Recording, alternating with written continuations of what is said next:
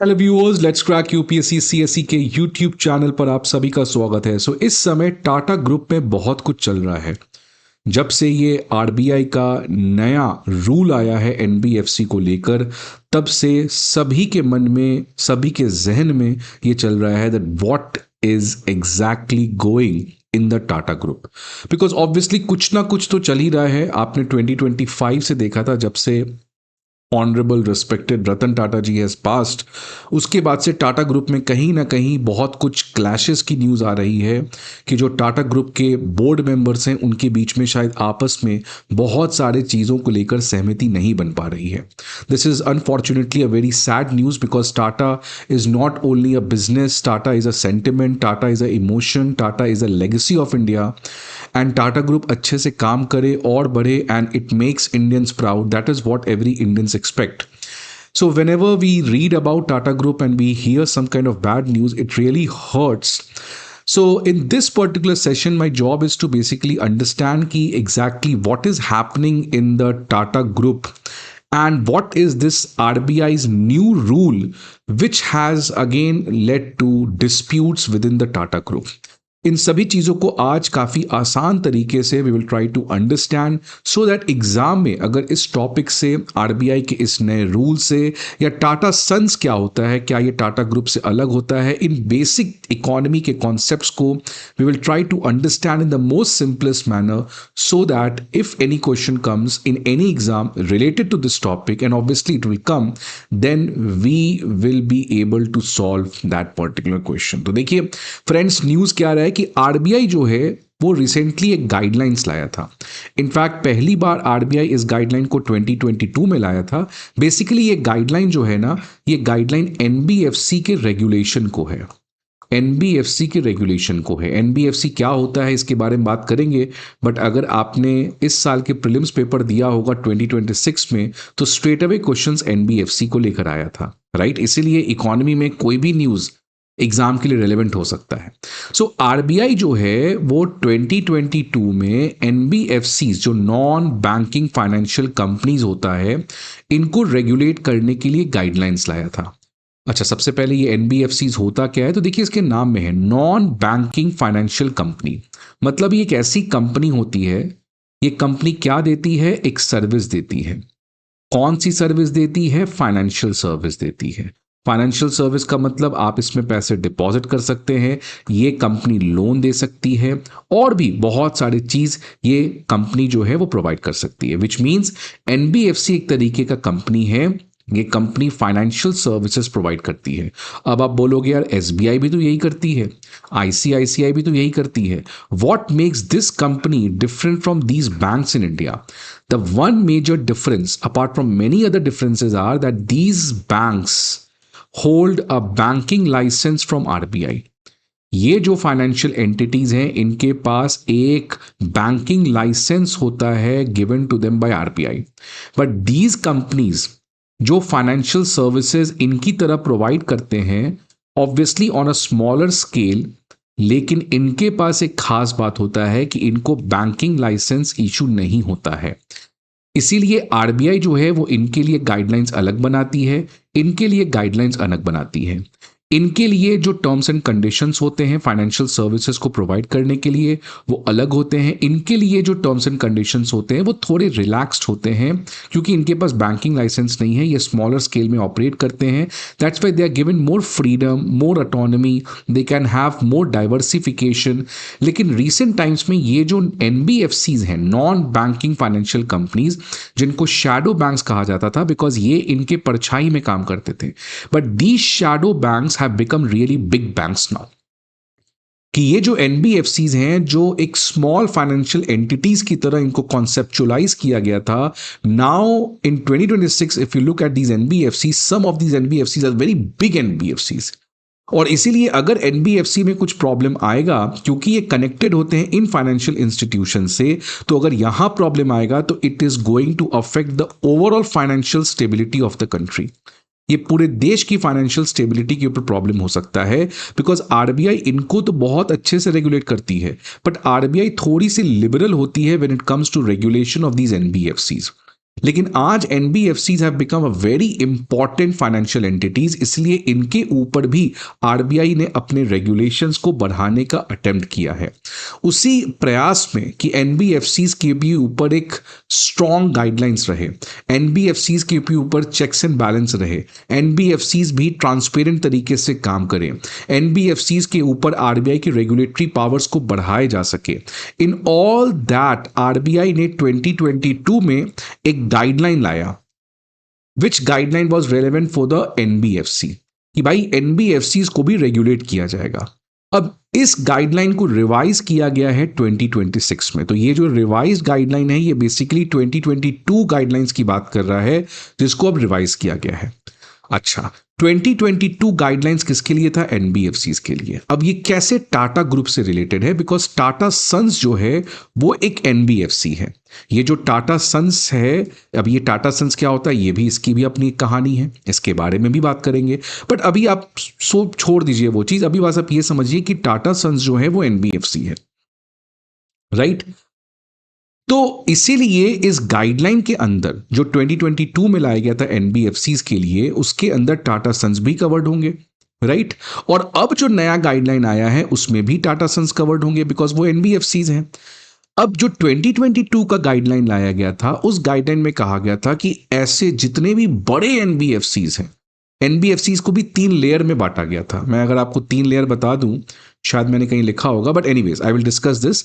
But 3 layers में NBFCs को बांटा गया कि ये जो गाइडलाइंस लाया गया था 2022 में, इसमें कहा गया कि एक एनबीएफसीज छोटे होंगे, एक मीडियम होंगे, एक अपर लेयर वाले एनबीएफसीज होंगे, which will be the mighty NBFCs, the biggest of all NBFCs. इनके ऊपर सबसे ज्यादा रेगुलेशन होगा।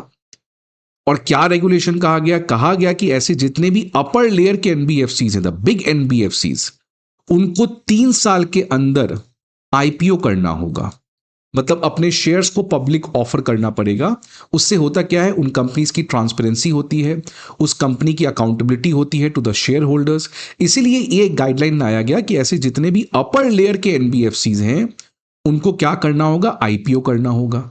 और टाटा सन्स जो एक एनबीएफसी है वो इसी अपर लेयर में आती है, बिकॉज टाटा सन्स की जो टोटल एसेट है वो बहुत ज्यादा है, वो पूरे टाटा ग्रुप को एक तरीके से होल्ड करती है। अब ये टाटा सन्स क्या है मैं बात करूंगा, बट आप समझ लो भी कि एनबीएफसी है। तो ये एक ऐसी एनबीएफसी तो किसमें आ गई? अपर लेयर में। मतलब टाटा सन्स को भी क्या करना पड़ता? आईपीओ 3 साल के अंदर। लेकिन यहीं पे प्रॉब्लम अटक गया, क्योंकि टाटा सन्स में जो कुछ शेयर होल्डर्स हैं उनका कहना था कि नहीं यार आईपीओ नहीं होगा। किसी लोग का कहना था कि नहीं आईपीओ होना जरूरी है, तभी टाटा सन्स अच्छे से काम कर सकती है, ट्रांसपेरेंटली काम कर सकती है, अकाउंटेबल तरीके से काम करती है। तो यहीं से टाटा सन्स के अंदर जो बोर्ड मेंबर्स हैं, जो मेजर शेयर होल्डर्स हैं, उनके बीच में कहीं ना कहीं कुछ खटास आ गई। लेकिन अब क्या हुआ है फ्रेंड्स कि 2026 में एक नया गाइडलाइन आया है। अब सवाल आ रहा है कि क्या इस नए गाइडलाइन में भी टाटा सन्स को अपर लेयर में रखा जाएगा? क्यों ऐसा कहा गया है? बिकॉज 2022 के गाइडलाइन में जो क्राइटेरिया था किसी एनबीएफसी को अपर लेयर में रखने का, और जो 2026 में गाइडलाइन आया है उसके अंदर जो क्राइटेरिया है किसी एनबीएफसी को अपर लेयर में रखने का, द क्राइटेरिया हैव चेंज्ड। तो अगर नए क्राइटेरिया के हिसाब से टाटा सन्स अपर लेयर में नहीं आती है, तब तो आईपीओ करने का कोई सवाल ही नहीं उठता है। इसीलिए अब सबको यह लग रहा है कि एग्जैक्टली होगा क्या। क्या Tata Sons upper layer NBFC में आती है as per the new guideline? अगर आती है तो क्या आईपीओ होगा, कब होगा? और अगर नहीं आती है तो आईपीओ नहीं होगा। तो ये बहुत कुछ चल रहा है टाटा सन्स को लेकर। तो आज इस पर्टिकुलर सेशन में इन तमाम चीजों को समझने का काम करेंगे। बट एनबीएफसी क्या है मैंने आपको बता दिया। शैडो बैंक्स होते हैं, दे प्रोवाइड फाइनेंशियल सर्विसेज। इनकी जो रेगुलेटरी फ्रेमवर्क होती है, जो आरबीआई का रेगुलेशन होता है, वो सेपरेट होता है, because these are the non banking entities. These are the non banking entities, इसलिए उनके ऊपर जो लॉ है, रेगुलेशंस हैं, they are different as compare to the law and regulations जो एक नॉर्मल बैंक्स को गवर्न के लिए यूज किए जाते हैं। कुछ बहुत ही फेमस एनबीएफसीज, मुथूट फाइनेंस हो गया, बजाज फाइनेंस हो गया, श्रीराम फाइनेंस हो गया, चोला फाइनेंस हो गया, ये कुछ बड़े एनबीएफसीज, इसके अलावा और भी बहुत सारे एनबीएफसीज हैं।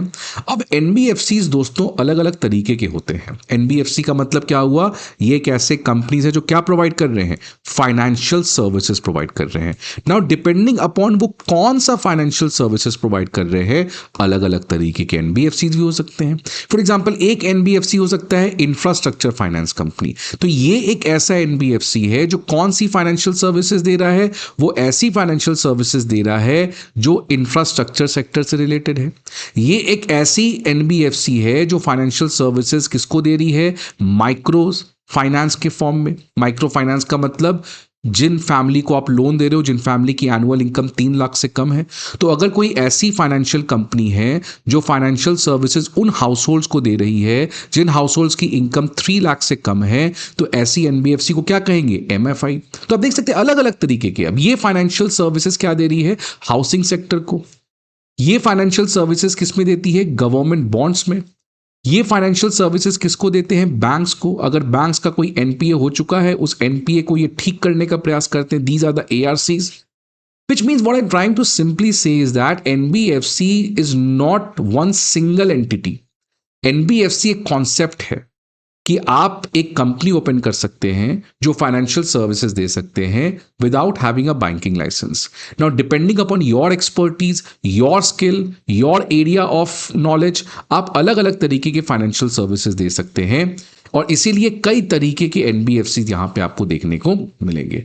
आज इस सेशन में हमारा ज्यादा फोकस होने वाला है कोर इन्वेस्टमेंट कंपनीज। ये एक बहुत स्पेशल तरीके के एनबीएफसीज होते हैं जिनको सीआईसी कहते हैं, कोर इन्वेस्टमेंट कंपनीज। ये क्यों हमारे लिए इंपॉर्टेंट है, बिकॉज टाटा सन्स जो एक एनबीएफसी है, ये एनबीएफसी सीआईसी है। मतलब ये एक ऐसी एनबीएफसी है जो किस तरीके की फाइनेंशियल सर्विसेज दे रही है या इन्वॉल्व है, it is involve in the form of core investment company. मतलब इसका काम है, आप देख सकते हैं इसकी जो कोर बिजनेस है वो क्या है, इन्वेस्टमेंट करना।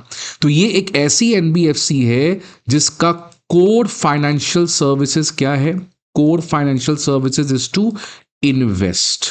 इन्वेस्टमेंट है इसका, मतलब इसका काम थोड़ा अलग है। क्या है इसके बारे में बात करेंगे। तो इसीलिए टाटा सन्स जो एक एनबीएफसी है जो आज न्यूज़ में चल रहा है, और वो आरबीआई के रेगुलेशन से प्रभावित भी है और बहुत कुछ चल रहा है टाटा सन्स में, वो एक स्पेशल तरीके का एनबीएफसी है जो सीआईसी की तरह काम करता है। सीआईसी को भी समझेंगे, बट आगे बढ़ने के पहले अगर आप करंट अफेयर्स के लिए बहुत सीरियस हैं और आपको रियली एग्जाम में कुछ अच्छे कंटेंट चाहिए, and only for serious aspirants, आप किसी भी एग्जाम को दे रहे हैं, आप मेरे ग्रुप को ज्वाइन कर सकते हैं।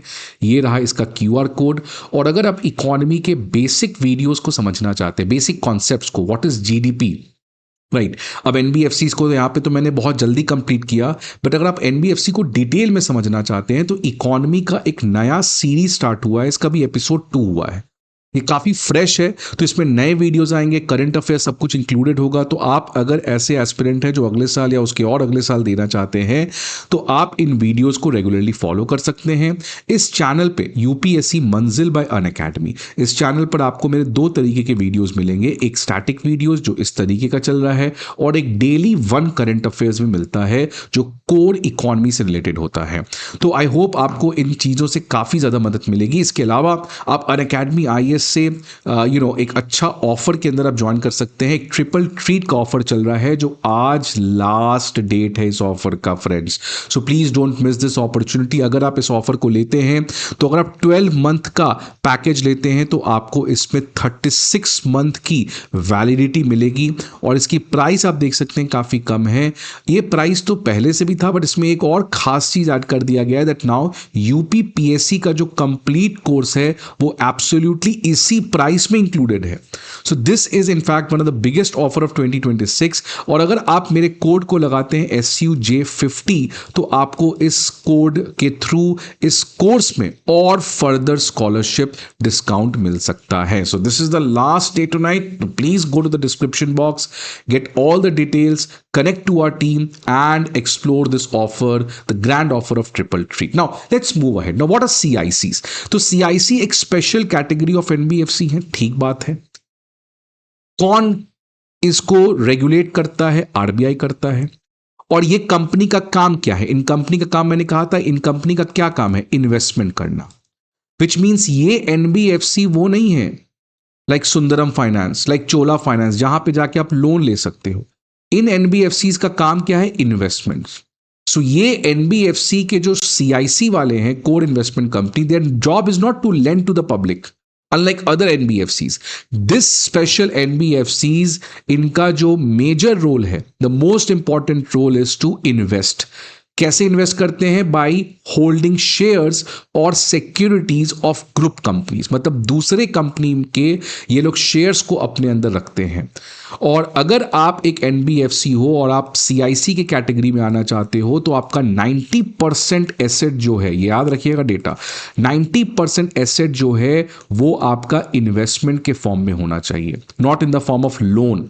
लोन वोन देना आप माइनर काम कर सकते हो, आपका 5% लोन का काम हो सकता है, 5% फॉरेन एक्सचेंज में काम आ सकता है, कुछ और काम आ सकता है, but your 90% asset of this CIC NBFC should be in the form of investment. अब जैसे एग्जांपल मैं बता रहा हूं आपको, ये रहा टाटा ग्रुप।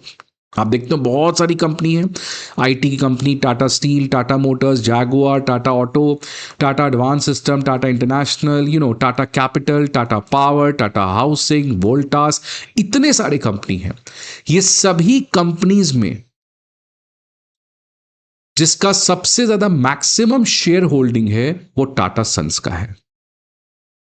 तो टाटा सन्स जो है वो एक एनबीएफसी है। कौन सी एनबीएफसी है? सीआईसी, जिसका काम क्या? इन्वेस्टमेंट। इसलिए टाटा सन्स सबसे इन पूरे टाटा ग्रुप का जो मैक्सिमम शेयर होल्डिंग है वो इस समय किसके पास है? टाटा सन्स के पास है। मतलब ये एक होल्डिंग कंपनी है जो अपने ग्रुप के कंपनीज के शेयर्स को अपने अंदर होल्ड करती है, इसलिए इसको क्या कहते हैं हम लोग?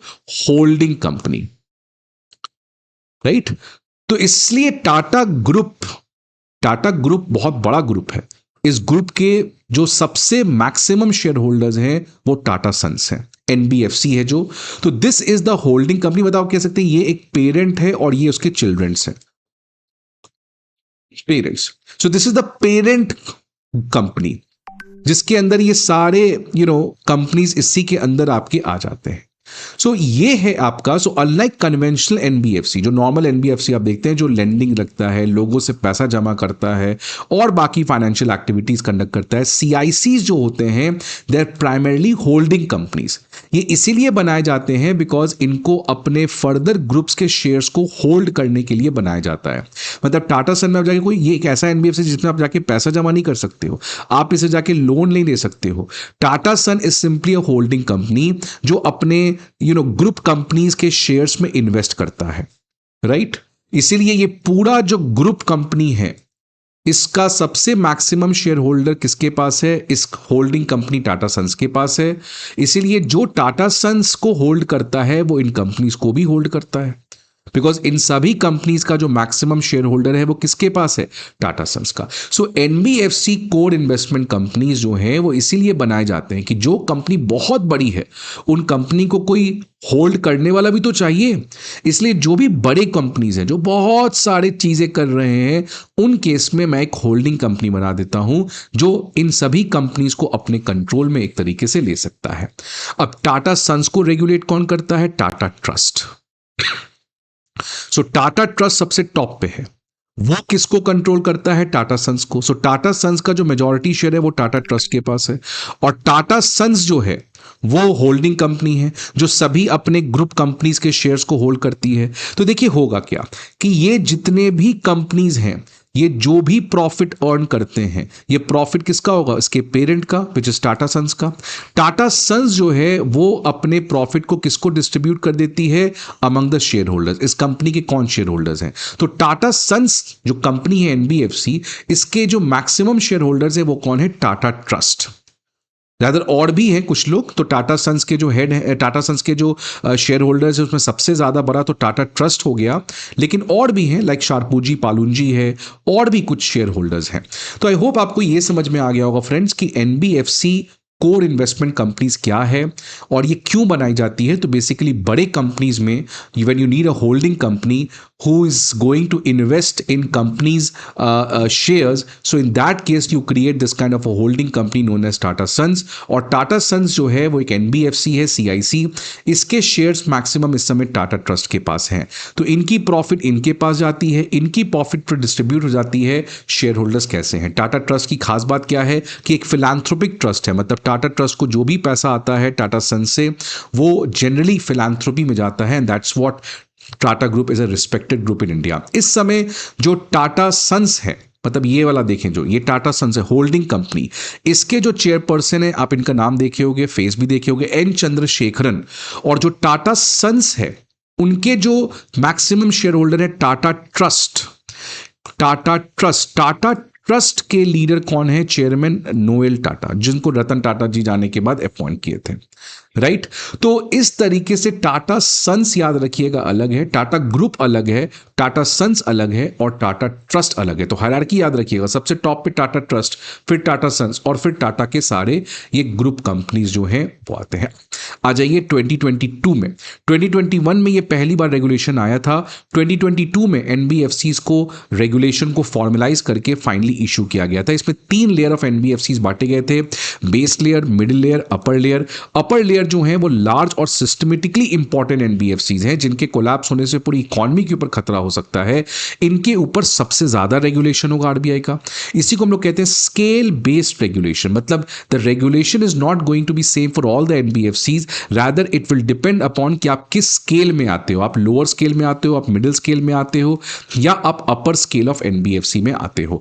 अब किन फैक्टर्स के बेसिस पे 2022 के वो गाइडलाइंस के अंदर आप एज अ एनबीएफसी इसमें आते या इसमें आते, इसमें आते, तो आरबीआई ने 2022 के गाइडलाइन में 2 पैरामीटर बताए थे, quantitative factors and qualitative factors. मतलब मान लो आप एक कंपनी हो एनबीएफसी, अब आप इस एनबीएफसी को किस क्राइटेरिया में लाओगे, बेस लेयर, मिडिल लेयर और अपर लेयर में। तो इसके लिए आरबीआई ने 2 फैक्टर्स चुने। एक क्वांटिटेटिव फैक्टर कि आप एज अ एनबीएफसी का एसेट कितना बड़ा है, आप नॉर्मल बैंकिंग सेक्टर से कितना ज्यादा जुड़े हुए हो, आप कौन कौन से फाइनेंशियल सर्विसेज को प्रोवाइड कर रहे हो। ये क्वांटिटेटिव है, मतलब ये मेजरेबल है, आप इनको मेजर कर सकते हो ना। एसेट 100 करोड़ है कि 1000 करोड़ है, फाइनेंशियल सर्विसेज आप 5 दे रहे हो, 10 कर रहे हो। कुछ क्वालिटेटिव फैक्टर्स थे कि ये एनबीएफसी का गवर्नेंस कैसा है, इसमें एथिक्स की कितनी ज़्यादा रोल है, ये एनबीएफसी अपने रिस्क को मैनेज के लिए क्या क्या चीज़ करता है। This can not be measured, it can be felt, it can be the essence of it can be felt. So NBFC इन तीनों स्केल में किस स्केल पे आएगा, उसके लिए RBI has given the quantitative factors as well as the qualitative factors. अब क्यों मैं बता रहा हूं, बिकॉज अब 2026 में कुछ गाइडलाइंस चेंज हुए हैं।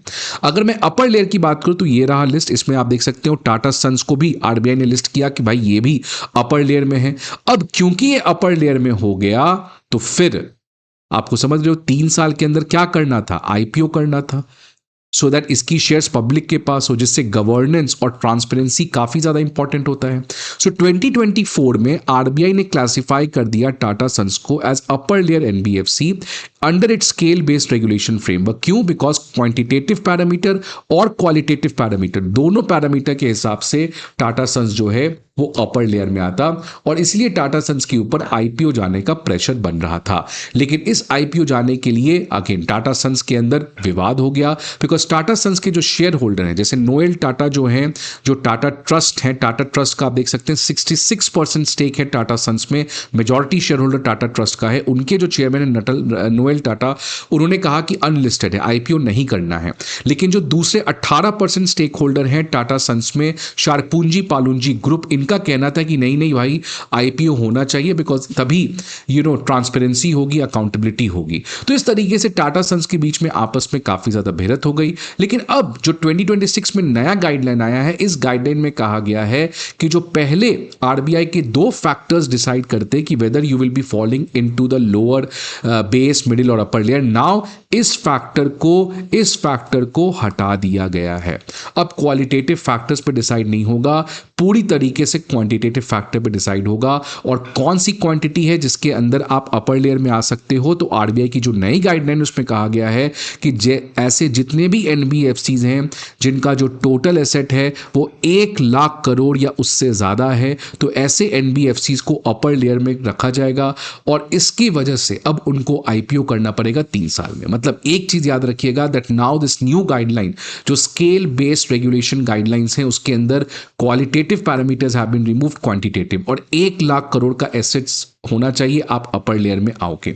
अब टाटा सन्स का जो कहना है, जो टाटा सन्स के जो मेजॉरिटी शेयर होल्डर है टाटा ट्रस्ट नोएल टाटा, उनका कहना है बेसिकली कि नहीं नहीं टाटा ग्रुप जो है वो आईपीओ नहीं करेगा, Tata Trust Tata Sons IPO नहीं होगा। क्यों नहीं होगा? बिकॉज हम इस 1 लाख करोड़ को फुलफिल नहीं करते, हमारी एसेट्स 1 लाख करोड़ से कम है। ये टाटा सन्स का क्या कहना है आप समझिए। इनका कहना है कि देखिए जब आप 1 लाख करोड़ का टोटल एसेट निकालेंगे तो उसमें आप केवल वो एसेट काउंट करें जो इस एनबीएफसी मतलब टाटा सन्स लोन या इन्वेस्टमेंट के फॉर्म में दिया है। आप टाटा सन्स के जो स्टेक्स हैं TCS, Tata Motors, Tata steel और टाटा कंपनी, उसको आप ऐड नहीं कर सकते इस 1 लाख करोड़ के एसेट निकालने के लिए। मतलब ये बेसिकली क्या कहा जा रहा है कि आप समझिए कि जो टाटा सन्स के मेजॉरिटी शेयर होल्डर है टाटा ट्रस्ट, उनका कहना है कि ये अनलिस्टिंग हम 1 लाख करोड़ के एसेट में नहीं रहते हैं, इसलिए हम अपर लेयर में नहीं आते, इसलिए हमें आईपीओ करने की जरूरत नहीं है। क्यों? बिकॉज टाटा सन्स के जो एसेट्स हैं, जो आईटी कंपनी में शेयर्स होंगे, जो टाटा स्टील में शेयर होंगे, इसको आप एज ए एसेट काउंट नहीं करें। आप टाटा सन्स जो एनबीएफसी है उसको उसमें केवल वो एसेट्स काउंट करें जो टाटा सन्स ने लेट्स से टाटा केमिकल्स को लोन दिया हो। तो वो जो फाइनेंशियल सर्विसेज प्रोवाइड कर रही है टाटा सन्स अपने ग्रुप कंपनीज को, केवल आप उसको एसेट की तरह काउंट करें अंडर दैट 1 लाख कैप। क्योंकि अगर आप ये होल्डिंग जो शेयर्स टाटा सन्स ने इन ग्रुप कंपनीज में रखा है, if you hold count that also, then obviously that 1 lakh का Lakshman rekha will be crossed.